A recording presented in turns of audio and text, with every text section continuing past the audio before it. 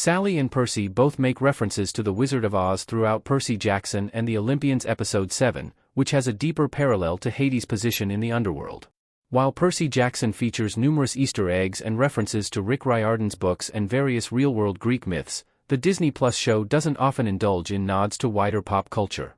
Consequently, when it does, the references tend to have a deeper meaning related to the character's story and conflicts at hand, as is the case with Episode 7's repeated quote from 1939's The Wizard of Oz movie.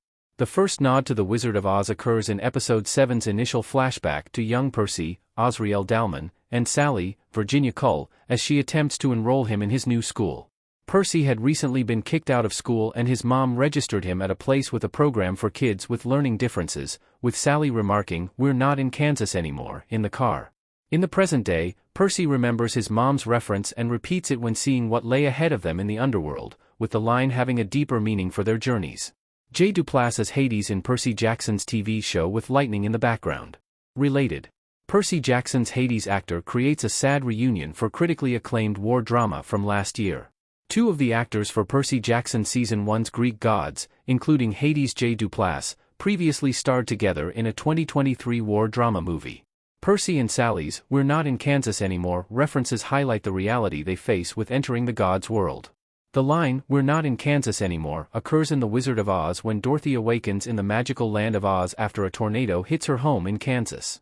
Since then, the line has come to be associated with people finding themselves in unfamiliar, uncomfortable, and strange situations. While it's not necessarily dangerous, the quote is often used when danger could arise given the person's complete lack of familiarity with their surroundings. This happens to be the case for Sally and Percy both in the present day and flashbacks in Percy Jackson and the Olympians Episode 7. When Sally references the quote, it's after the mythological world is trying to reach Percy so frequently that he's kicked out of school. As a mortal, she's completely unfamiliar with Poseidon's world and the figures that may try to seek out and harm Percy, and having to enroll him in a specialized school proves there's no more pretending to ignore that world's impending dangers. The same is true for 12-year-old Percy reaching the underworld. With all the dangers of the location and the world, he now knows he's part of being driven home as he enters an entirely different realm. Hades' introduction in Percy Jackson Episode 7 parallels the Wizard of Oz's wizard reveal. Hades standing in front of his throne in the underworld in Percy Jackson Episode 7. Among the most memorable elements of the Wizard of Oz's story is the reveal of the titular character.